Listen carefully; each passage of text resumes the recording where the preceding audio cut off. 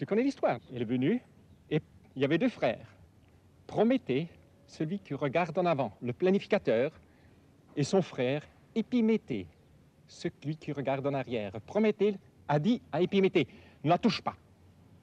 Mais Épiméthée est tombé amoureux de Pandore. Et resté avec elle, l'histoire dit, a ouvert son amphore. Et Hésiode, déjà très tard, raconte que tous les mots se sont échappés. Et Épiméthée est resté avec l'unique don qui n'a pas pu échapper, l'espoir. Et on le rencontre presque plus dans toute la mythologie classique. Toute la mythologie classique, dès lors, est orientée vers l'avenir, vers l'effort de mettre de nouveau dans une boîte les mots que la Pandore classique a laissé échapper. L'homme Épiméthée se développe en essayant de détourner de Pandore, concentré sur les mots et cherchant de créer un monde dans lequel nous avons des institutions, je les appelle, des asiles pour renfermer les différents mots qui originalement étaient échappés. Je crois que l'histoire de Pandore, pour me répéter, l'histoire de Pandore est la meilleure histoire du détournement de l'homme du Delphos, de la terre, de l'interprétation des songes et des images vers l'homme qui planifie. Tu sais que Delphi, plus tard, est devenu le centre principal de planification parce que toutes les comment dit-on, les cités grecques. Oui, mais les cités grecques ont été implantées là où les prêtres de Delphos disaient qu'ils devaient être implantés.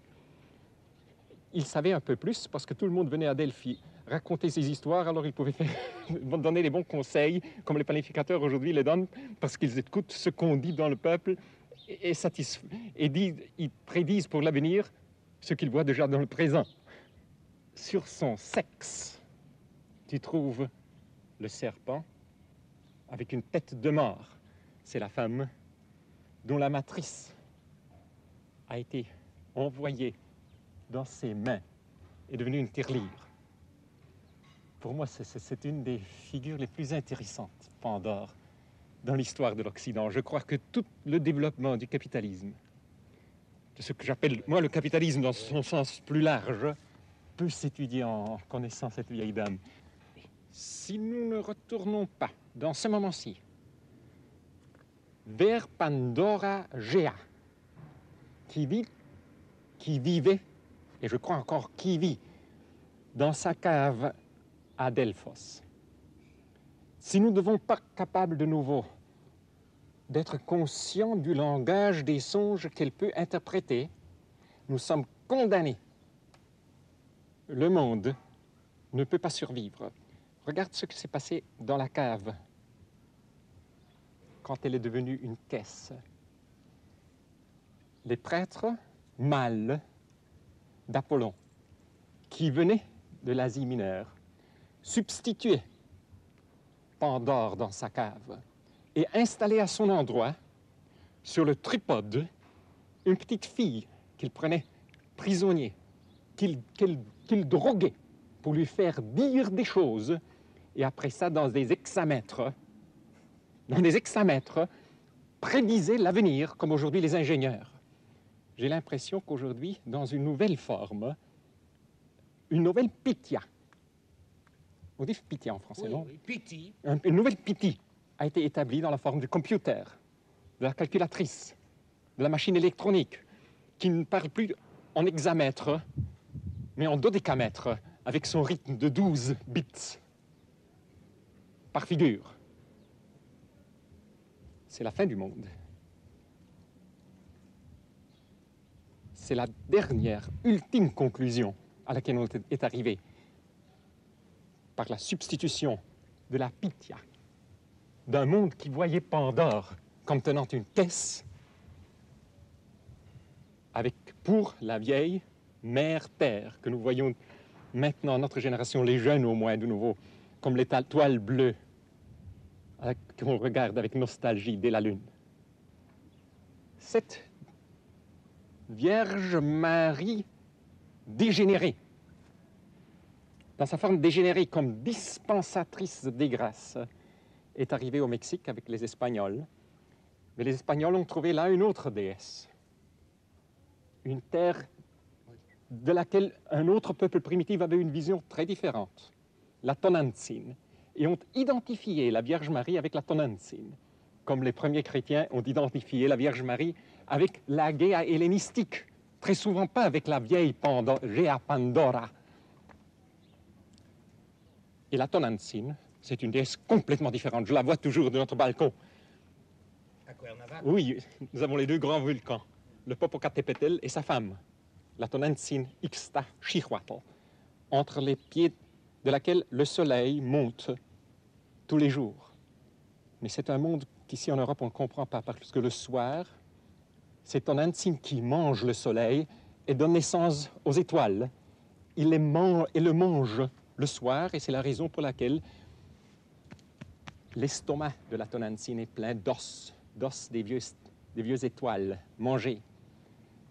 Tu vois là toute la problématique aussi de l'extension de la culture occidentale vers les Amériques, quand on cherche d'identifier à travers le symbole, ou moyennant le symbole de la Vierge Marie, la Géa hellénisée, avec la Tonantzin néolithique des Aztèques. Oh, il faudrait parler beaucoup sur ça. Tu nous as parlé de ces déesses qui nous entourent. Oui. Et au cours de notre conversation, tu n'as pas mentionné le nom du Christ. Est-ce que c'est exprès? Tu vois, je n'aime pas parler dans une manière superficielle de mes amis. Et quand on va un pas en avant, je crois que le nom de Dieu, normalement, dans ce moment-ci, on l'utilise en vain, pour justifier, en vain, pour justifier quelque chose.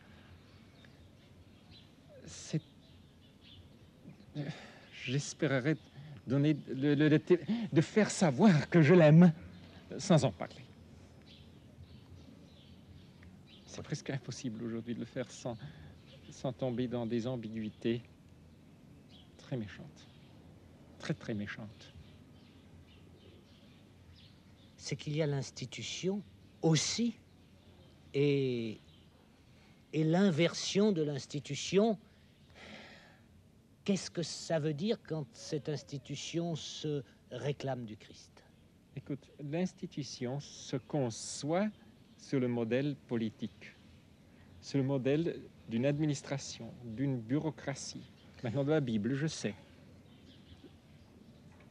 que j'ai mes racines en elle. Dans ce sens, c'est les mères. On est fichu avec elle pour la vie, comme toi avec ta femme. Et je sais aussi de la Bible qu'elle est une putaine. Et je cesserai d'être romain, chrétien romain de l'Église que le Seigneur a fondée, si je n'aurais pas le courage de m'identifier comme fils de putaine. Mais ça, ce sont des choses comment... Tu vois, l'aliénation est telle qu'on voit tout de suite, et avec du réalisme, que si je parlerais de l'Église telle qu'elle est en décadence, en France ou à Rome, ou dans bien des pays en Amérique latine, je m'identifierai avec un parti, des exploitateurs, peut-être des exploitateurs de gauche plutôt que de droite. Acceptons l'ambiguïté d'être des fils d'une mère indigne, mais pas de nous. Et dans un certain sens, ça te fait aussi voir quelle devrait être peut-être notre attitude vers l'institution. Enfin, dans l'Occident, l'unique grande tradition d'étude, d'analyse d'une institution qui ne se définit pas comme État est l'ecclésiologie. Et c'est en appliquant la grande pensée de l'ecclésiologie, en la sécularisant profondément, qu'on peut peut-être dire plus de choses sur ces nouvelles religions qui cherchent de produire des grâces temporelles qui s'appellent l'éducation, la santé, le bien-être, qu'on arrive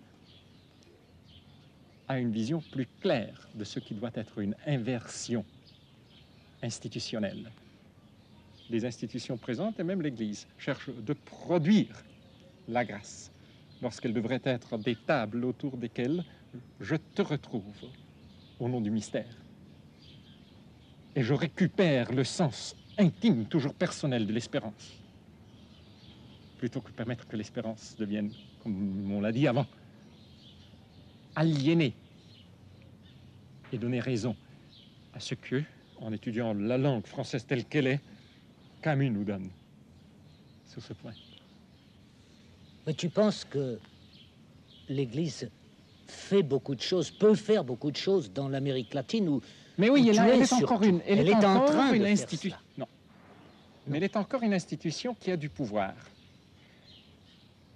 Et pour cette raison-là, elle pourrait utiliser ce pouvoir du côté, par exemple, de ceux qui s'identifient aujourd'hui comme la gauche. Et même la gauche assez radicale. Et certains le font.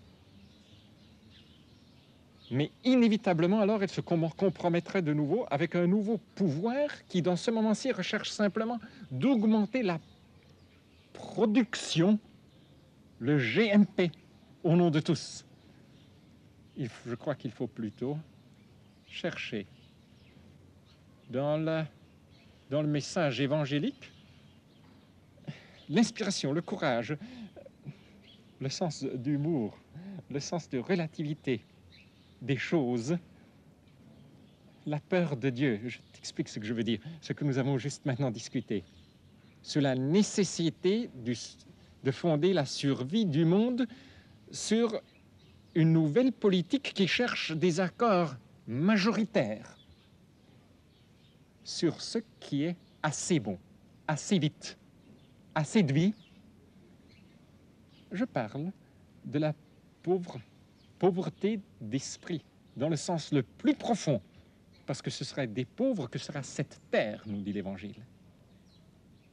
Il y a une étrange convergence entre la béatitude de la pauvreté, si on la comprend dans ces termes politiques desquels nous discutons ici, et ce que la raison nous fait voir comme inévitable pour ce qu'on survive dans un monde dans lequel l'homme est devenu presque tout-puissant. Et un grand théologien du XVIe, XVIIe, commentant sur la somme de saint Thomas,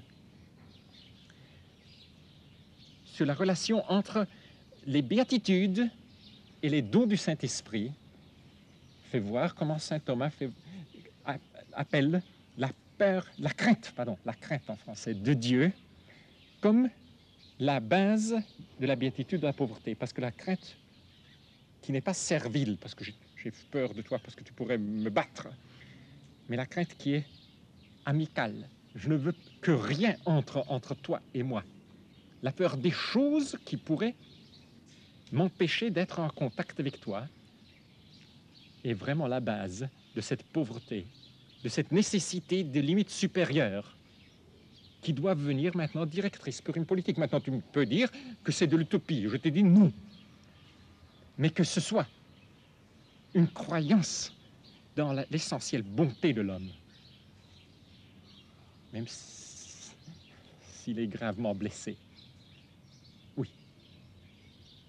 Yvan, j'ai encore une question à te poser. Tu as dit tout à l'heure que tu avais tes racines dans la Bible.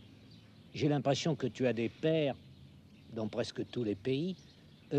Pourquoi t'es-tu installé? Dans la mesure où tu t'es installé, parce que parfois tu me fais penser aux bohémiens supérieurs, comme dit Wright Mills, tu sais, les intellectuels qui vont de New York à Paris, de Paris à Tokyo. Mais t'es-tu installé en Amérique latine et spécialement au Mexique? Mais c'est aujourd'hui ma patrie, oui. Ma patrie, dans le sens que je suis un fils adoptif, pas du Mexique. Je suis par conviction déloyale à toute nation, à tout drapeau. Mais j'ai des amis. Tu en connais l'un ou l'autre, l'une ou l'autre. J'ai des amis. Et l'amitié me tient là, certainement pas des convictions. Mais enfin, tu sais que j'ai eu un peu le même sentiment quand quand je me suis trouvé au travail avec les Portoricains à New York, dans une paroisse. 20 000 gens venus du tropique, dans ce taudis misérable. Là, j'ai connu la pauvreté. Ça, là, j'ai compris ce que ça veut être pauvre, dire être pauvre. J'ai connu le nord-est du Brésil plus tard, mais je n'ai jamais plus revu la misère, l'indignité des Portoricains à New York. Et ça m'a conduit à Porto Rico. À Porto Rico, c'est à ce moment que tu as appris leur langue. Oui, et c'est pour ça que je ne l'ai jamais appris bien. L'espagnol, le portugais, que j'ai appris bien dans notre école de portugais que des Cuernavaca nous avions fondé à Rio de Janeiro, je l'ai appris de telle manière de me perdre dans le carnaval. Mais dans l'espagnol, je parlerai toujours comme un portoricain de New York.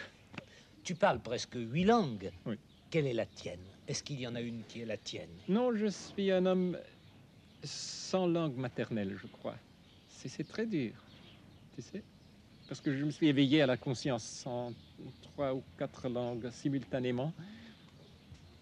Et ça t'explique bien de choses.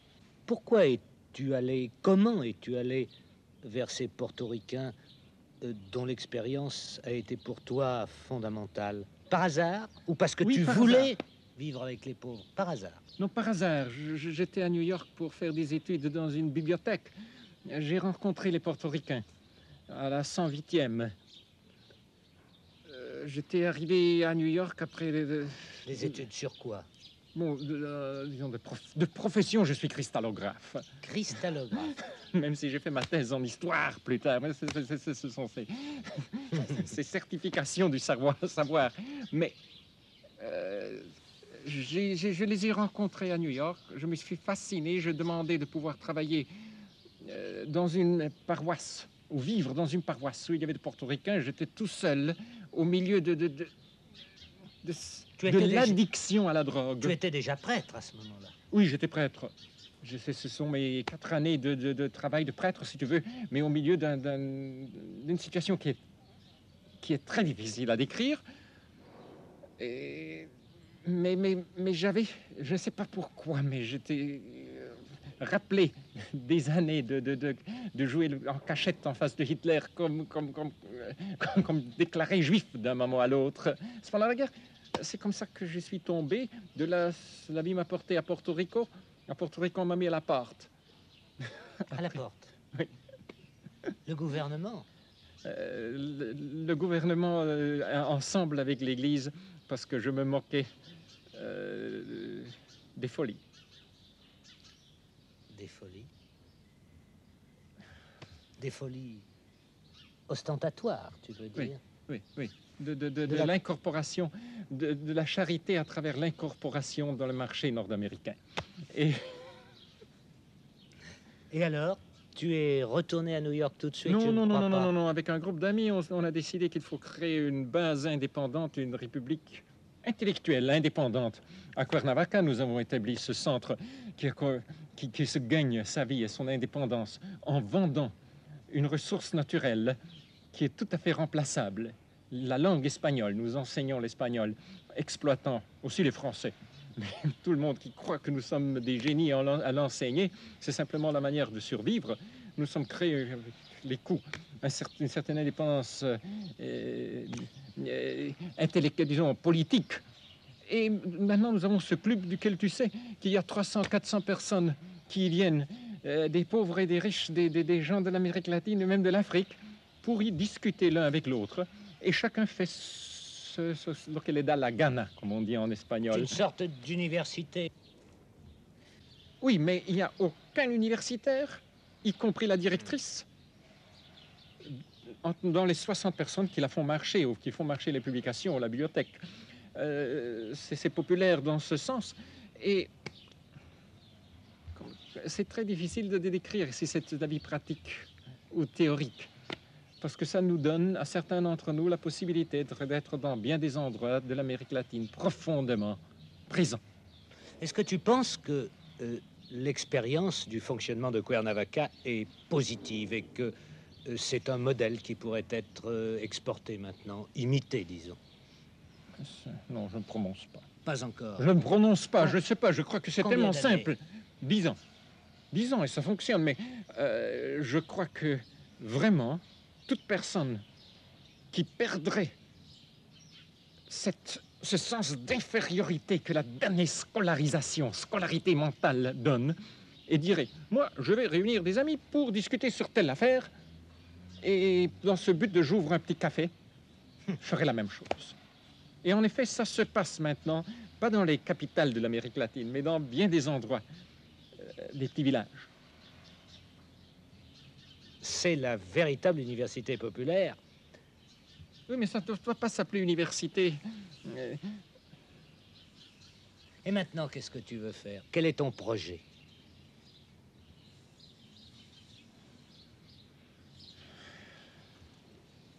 Je ne sais pas. Je ne sais pas. Étudier? Vivre. Je ne suis pas prométhéen, tu sais. Mais poète. C'est à toi de décider. Je suis mauvais. Pourquoi t'ont-ils mis à la porte de Porto Rico? Hein? Pourquoi? Parce que, à ce moment-là, j'étais un des 5 membres du comité qui dirige toute l'éducation publique à Porto Rico et aussi recteur de l'université catholique. J'insistais que le 42% du budget national de Porto Rico dédié à la scolarité n'était pas suffisante. Je voulais encore plus d'argent pour la scolarité publique parce que je croyais que les collèges privés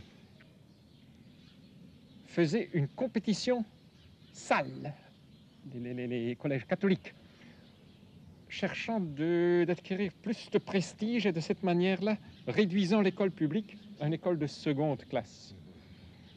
Et je me suis rendu impossible, soit avec l'établissement libéral, qu'avec l'établissement ecclésiastique et de droite.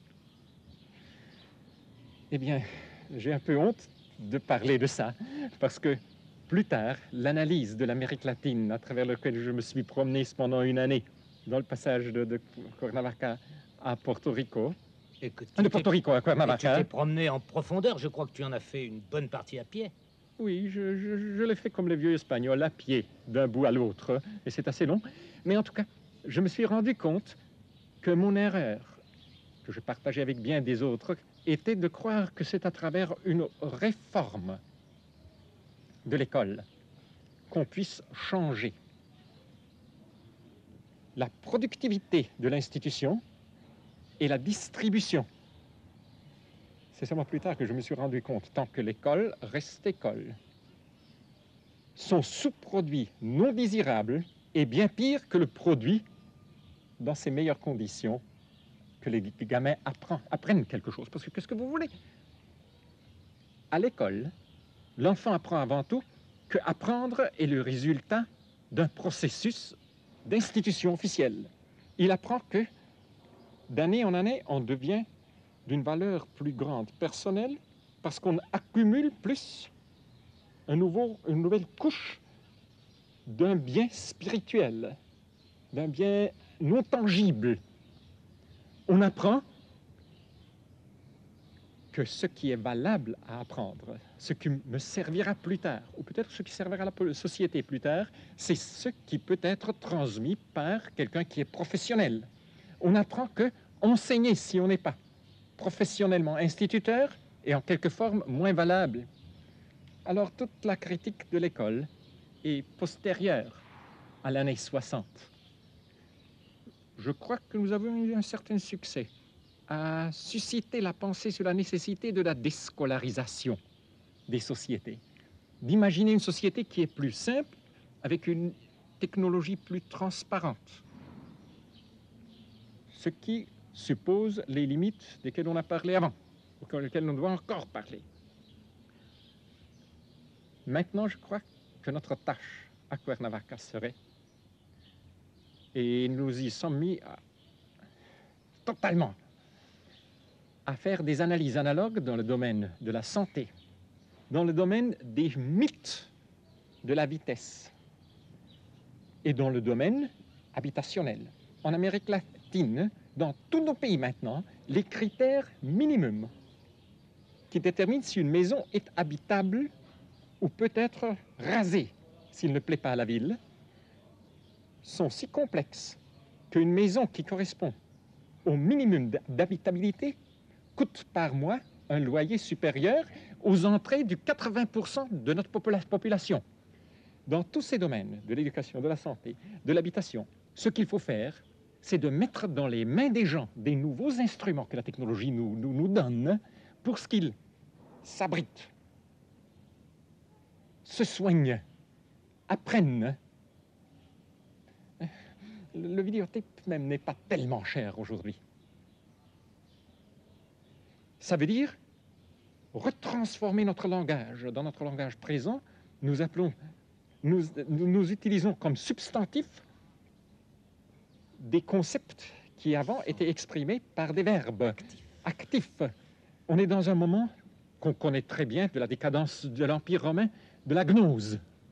Gnoskin, savoir, est transformé dans le stock du savoir, auquel on peut acheter des certificats ou obtenir des certificats si on est particulièrement capable de l'accumuler parce qu'on est fait pour être un capitaliste du savoir par caractère.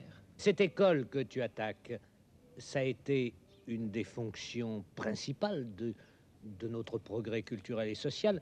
Et comment peux-tu imaginer une société sans école? Mais avant de comprendre ou de parler de la société sans école, qui était la société de toutes les époques historiques, et qui est la société dans laquelle vivent encore les 3/4 de l'humanité qui ne vont pas à l'école ou sont exclus par l'école après 1 an ou 2 ans, et dans ce sens, ils sont dans une condition pire, parce qu'à l'école, ils ont appris seulement qu'ils sont inférieurs à ceux qui sont avancés dans l'école. Il faut comprendre le mal que l'école fait. Maintenant, dans ce but, il faut distinguer clairement entre ce que l'élève ou son instituteur personnellement font dans certaines circonstances et ce que l'école structurellement, inévitablement fait. Quelquefois, un élève apprend quelque chose d'un instituteur. Et chacun de nous se rappelle que quelquefois, pendant sa jeunesse, il a eu une journée, 1 heure, très illuminante avec un maître. Mais ça, c'est quelque chose de bien différent de ce que l'école enseigne dans le monde entier. Elle enseigne à l'enfant qu'il a besoin de l'institution pour apprendre. Il enseigne à l'enfant qu'il ne peut pas apprendre ce qu'un autre a jugé appartient à une classe supérieure. Il enseigne à l'enfant de se sentir classé par un bureaucrate. L'école enseigne inévitablement à l'enfant que l'enseignement que la société respectera est le produit d'une institution établie par cette institution et par des experts qui savent comment produire cette marchandise. L'école inévitablement introjecte le capitalisme, la capitalisation du savoir, parce que c'est le capitaliste en savoir qui peut démontrer avec des certificats ce qu'il a accumulé intérieurement, auquel la société reconnaît une valeur sociale supérieure à celui qui a des certificats d'action de niveau inférieur. L'école, dès le moment qu'elle est devenue obligatoire, et comme je t'ai dit, dans la majorité des pays, elle est obligatoire, mais insuffisante pour la grande majorité, même sur ce niveau obligatoire. Dans le monde entier, l'école a été établie comme l'organe reproductif de la société. La Russie se reproduit moyennant la même institution qu'utilisent les États-Unis. L'assistance, pendant 1000 heures par année, dans des groupements d'âge spécifiques, d'une 30aine d'enfants autour d'un professeur, pour des années successives pour accumuler intérieurement le savoir. L'école est à la racine d'une spiritualisation du capitalisme. Et il n'y a pas de possibilité d'alternative au capitalisme tant qu'on continue de capitaliser les gens en savoir pour une réalité qui devient toujours plus complexe pour pouvoir justifier la nécessité de cette capitalisation. En France, où l'école publique a été liée à toute la lutte pour le progrès, quand tu parles de déscolariser, les gens se disent mais il veut nous faire retourner à l'époque du Moyen-Âge. Je le sais. Mais c'est tellement difficile de parler du capitalisme des biens non tangibles. Et les gens souvent ne comprennent pas qu'à travers l'école, et particulièrement l'école obligatoire, on a transformé la croissance, l'apprendre, l'épanouissement en résultat de la consommation d'un produit d'une grande institution de type international, l'école. On a traduit croissance personnelle en éducation qui est égale à scolarité. Et ça devrait être logique que, une fois qu'on fait cette traduction et la rendre obligatoire, l'éducation, le savoir même, devient une marchandise, même si elle est produite, comme dans la majorité des pays d'aujourd'hui, sous contrôle d'État, par un ministère. L'éducation, ou mieux encore, le savoir devient rare dès le moment qu'il devient une marchandise. Le vrai problème, le vrai défi aujourd'hui pour le socialisme, c'est de se rendre compte de la nature de marchandise des traitements sociaux, des traitements, je crois que ce traitement est la parole, non, des thérapies qu'on définit comme produits institutionnels. Parce que tout ce bavardage sur la pollution, qui a des raisons très sérieuses d'être, parce qu'on est en train de détruire la nature de Pandore, ne font pas de sens si on ne se rend pas compte qu'on peut détruire de la même manière la convivence sociale, la texture sociale, si on suit l'exemple de la Russie ou des États-Unis, cherchant de développer le secteur tertiaire, le secteur des services obligatoires, arrivant à transformer tous les besoins interpersonnels, le besoin d'être assisté quand je suis malade ou mourant, le besoin de m'ouvrir au monde et de m'illuminer sur ce qui se passe dans le monde quand je suis jeune, le besoin de passer d'un endroit à l'autre dans le transport, si on transforme tout ça en marchandise. Quand Marx écrivait son fameux premier chapitre du Capital, pour lui, la marchandise était avant tout un morceau d'étoffe. Elle était tangible. Mais si tu le lis avec attention, c'est très clair que ce vieux monsieur étrange voyait, quand il parle du Sprung über den Abgrund, voyez ce qu'un jour pourrait se passer, particulièrement dans ce beau chapitre où il dit « Et de cette manière-là, on pourrait avoir toujours plus de choses utiles et de personnes inutiles. » Il se rendait compte que le moment pourrait arriver quand tous les services pour l'homme deviendraient des marchandises. Je ne crois pas que le problème de la dégradation du monde présent, de la triple dégradation du monde moderne, de laquelle je te parle tout de suite, puisse se solutionner si les politiciens et les idéologues ne se rendent pas compte de la nature marchandise que nous avons donnée au nom, bien souvent, du socialisme à tous les traitements. Maintenant, quand je parle de la triple pollution, de la triple dégradation du monde, je pense toujours l'élimination des ressources ultérieures, la dégradation ou dévaluation de la marchandise qui est de laquelle on dépend et de laquelle on devient esclave, et de la polarisation sociale. Restons dans le cas de l'école.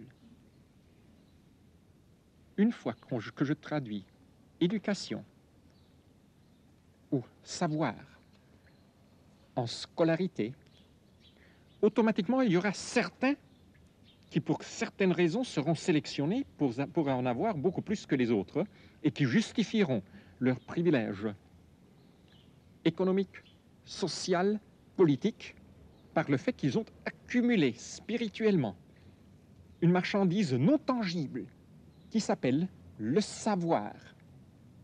Ce qu'il faut comprendre, c'est qu'un monde technologique dans lequel on n'a pas besoin de spécialistes est un monde dans lequel certaines dimensions de la technologie, possibles à travers la technologie, sont radicalement limitées au bien du peuple. Tout le monde au Pérou saurait comment réparer son âne mécanique.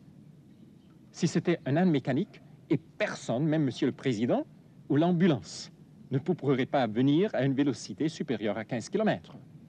Tout le monde au Pérou ou au Mexique pourrait apprendre comment faire les analyses de sang nécessaires pour identifier le 90% des maladies desquelles aujourd'hui les jeunes meurent dans une question de 2 semaines et d'administrer les médecines correspondantes. Mais pour ça, il faudrait éliminer la possibilité d'avoir, dans un petit pays comme l'Honduras, 2 bombes cobalt en compétition l'une avec l'autre, qui servent uniquement à ceux qui sont déjà devenus des capitalistes du savoir. Ça veut dire ceux qui ont accumulé, introjectant une éducation qui est disponible sur un marché, ça ne fait aucune différence si c'est un marché de type occidental ou oriental, comme marchandise. Et la question qui me préoccupe et que je te pose, cet optimum social, économique, qui le définit et qui en fera une politique? Écoute, je parle d'un maximum, pas d'un relationné probablement à un optimum. Et je dis que dans un monde dans lequel toute dimension devient possible scientifiquement, toute vélocité devient possible, toute prolongation de vie devient possible. Celui qui dirigeait le programme des fusées aux États-Unis maintenant, le mois dernier, a laissé son travail pour se dédier à la production de l'immortalité. Mais tout devient possible à certains. Tant que la grande majorité est prête de faire les esclaves pour envoyer un homme à la Lune, dans un tel monde, c'est inévitable que la politique s'oriente à créer un toit, un profil de ce que nous considérons, dans certaines dimensions, suffisant pour nous tous. Prométhée, l'homme du travail et de la révolte contre les dieux, continue de vivre avec nous. Mais l'autre, Épiméthée, on n'en parle plus. Tu crois qu'il est encore vivant? Il est la figure mythologique oubliée dans l'Occident. C'est l'homme qui reste avec Pandore, qui a fermé son amphore avant que l'espérance pouvait échapper. C'est l'homme qui reste avec l'autre. Et Épiméthée, c'est l'homme qui a inventé l'espoir, qui a inventé la planification, la création du monde pour l'homme, lorsque Épiméthée reste avec l'autre dans le monde. Et je crois que le vrai problème aujourd'hui, c'est celui de récupérer une signification profondément humaniste dans cette terre, sur cette terre, de l'espoir dans l'autre. L'espoir a été aliéné en devenant le produit d'institutions supernaturelles, surnaturelles, qui produisaient à travers des rites un espoir dans un autre monde. Et dans ce sens-là, Camus a eu raison de soulever ce problème-là. Mais l'espoir, justement, il faut le réintégrer à nous, n'est-ce pas, dans notre vie, à nous, c'est-à-dire sous une forme de communauté ou comme tu dis de convivialité. Exactement. Hein, c'est-à-dire une manière de vivre ensemble qui ne soit plus de nous projeter vers les choses. Exactement. Il faut se rendre compte que la productivité des institutions arrive à un certain point où elle commence à étouffer et rendre impossible notre disponibilité à la convivialité. On arrive à un certain point où toute une culture peut être tellement orientée vers la réalisation de la vie humaine à travers la consommation de biens et de services qu'on devient incapable, comme membre typique de cette culture, de dépendre de la surprise que l'autre, même s'il n'est pas un professionnel, même s'il n'est pas membre d'une institution, même s'il n'a pas appris quelque chose de spécial, peut me soigner. Je peux apprendre de lui. Il faut opposer l'espérance récupérée à l'espoir dans le sens de l'anglais expectation, rising expectation. Il faut de nouveau apprendre à opposer la disponibilité à la surprise par toi à l'expectative, à l'espoir qu'une institution me donnera le produit que j'ai appris à planifier et à déterminer dès l'avance. Je crois que cette récupération de la capacité de dépendre l'un de l'autre, même dans les sociétés technologiques, qui sont les sociétés les plus malades, dans l'Occident et dans l'Orient, est la grande tâche de ce moment-ci. Normalement, on voit le problème de l'avenir aujourd'hui, quand on discute, comme nous avons discuté ces jours ici, comme un effort de rendre les institutions plus productives, de protection contre les maux que Pandora a laissé échapper et de distribuer mieux le résultat, le produit de ces institutions. Je crois que la vraie tâche, c'est une inversion des institutions. Oui. Tu sais bien ce qu'on dit de ces idées-là. On dit que c'est de l'utopie. Je ne sais pas à quoi opposer l'utopie. Mais vraiment, on l'oppose, comme tous les managers d'hommes, au réalisme, ce qu'eux l'appellent le réalisme. Je parle de simplification, je parle d'inversion institutionnelle et je parle de déprofessionnalisation. Et tous les trois me semblent des exigences inévitables si nous voulons survivre, et pour cette raison-là, dans mon sens réaliste. Je parle de simplification, et très souvent les gens disent « Ah, c'est un autre de ces songeurs dans la grande tradition du retour à la nature. Primitive. » Je n'ai rien contre l'identification avec les conservateurs néologiques. Je n'ai rien contre l'idée qu'on m'appelle un conservateur néolithique. Mais c'est une désignation. Je parle de la nécessité de la simplification de la vie si nous voulons avoir une terre qui est bonne. Parce que ceux qui parlent contre la simplification pour le progrès continuel, progressus populorum, dans le latin médiéval, ça veut dire les peuples qui deviennent fous, disent qu'on ne sait jamais ce qui est bon et bien, parce que le bon est toujours le plus. Je parle de l'inversion des institutions.